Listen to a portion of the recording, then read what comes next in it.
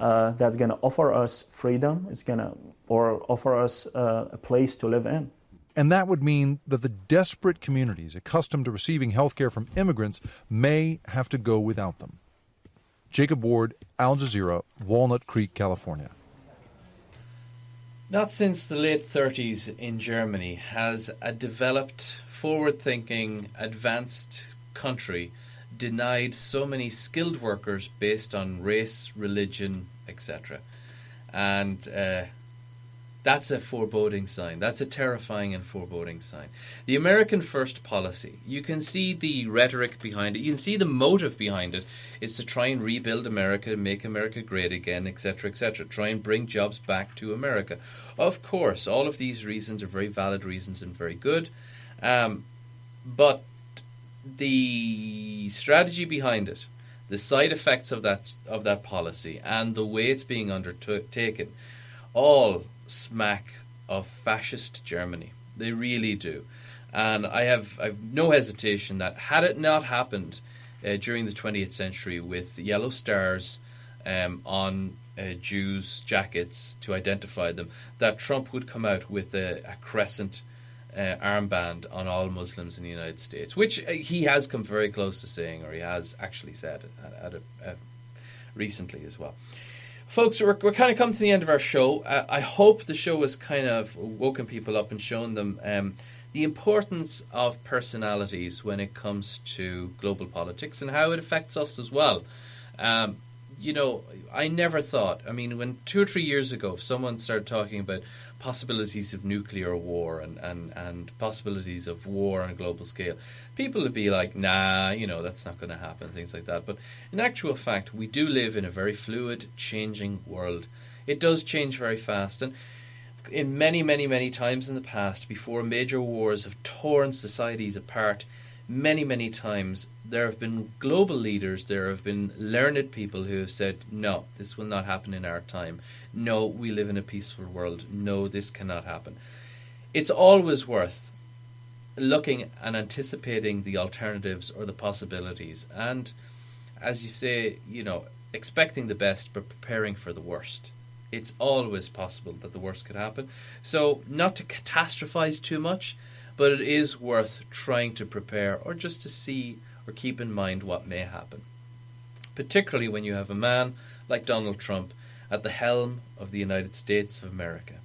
So we're going to go over now and we're going to hear what your Irish representatives, your TDs, have said on Trump in the run-up to his election, some of the TDs. And particularly this is important because recently Enda Kenny has said that he is going to travel to the United States. He is going to do the presentation of the Shamrocks to the President on St. Patrick's Day.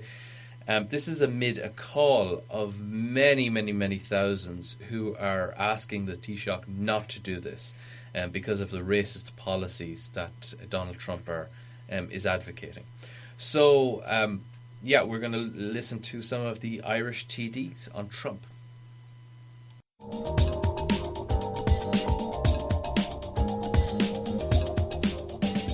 Senator Donald Trump has been a bigot and a racist for most of his life, but we would expect more from someone looking to seek the high office of President of the United States and leader of the free world. Donald Trump getting elected in the United States would have an adverse shock to Ireland's economy. Be appalled if we're listening to somebody like Donald Trump talking about building walls. That is outrageously right-wing, and my only answer to that is Donald Trump, move over. The racist, dangerous, reckless rhetoric and policies articulated by Donald Trump. If Trump's comments are racist and dangerous, which they are, there is an alternative to vote for. Words fail me as to how terrifying his policies are. You proceeded with bringing in a draconian law that the likes of Donald Trump will be proud of. It's against Irish law to promote fear and hatred of a group based on their religion or race. And I think that message should go to the presidential candidate, Donald Trump. Donald Trump, reprehensible and all as he is.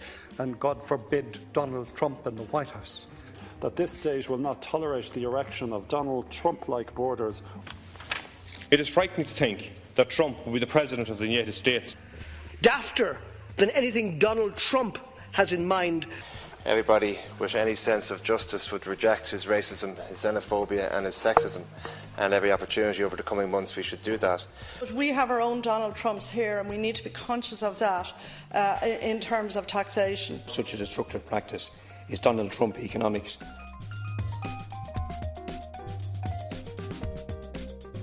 But the fact that Donald Trump would visit Shannon and Clare today with his family, that's great news for Clare, it's great news for the tourism industry in the Midwest, and it's great news for Shannon Airport because I'm sure he'll fly a lot of his golfers in through here. A few contrary views, but that's to be expected from Irish politicians.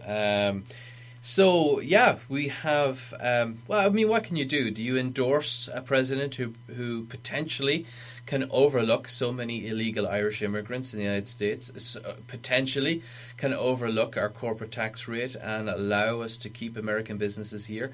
But on the off chance that he might actually be discriminatory against an entire religion of 1 billion people and enact policies against that religion in direct contravention of the United Nations, and to deny a refugee status to those who are seeking a home away from war-torn countries, again in contravention of the United Nations Declaration of Human Rights. Do you shake hands with the devil? Will Enda Kenny do this? Will he shake hands with Donald Trump on St. Patrick's Day despite the policies that are being enacted through executive order? A same president who, when it's unconstitutional or interpreted as unconstitutional by a judge, he removes that judge. He simply fires a judge. When the executive interferes with the judicial, you have a problem. You have a serious problem, and that seems to be the case in the United States. It is a dysfunctional democracy. Maybe it always was, and it's only coming to the forefront now, but under Donald Trump at the moment, it absolutely is. So we're coming to the end of our show, folks. Just like to thank you for listening, and I hope it's kind of been a bit of an eye-opener or discussion creator in your mind at least. If you have any comments, leave them below, and it's an interesting topic. Look, this may all be just catastrophizing. Things may turn out fantastic. Donald Trump may bring back a few businesses to the United States and things get along well, and there's a detente between China himself and Vladimir Putin and him get along very well, and the world enters in a beautiful, wonderful golden age of peace and prosperity. We can only hope. So you never know. There may be blue skies just around the corner. So we're going to finish off with exactly that little song from the 1920s, which was Blue Skies Around the Corner by Jack Hilton. Little did he know, within 15 years, the Second World War would have started. Thanks, and bye-bye.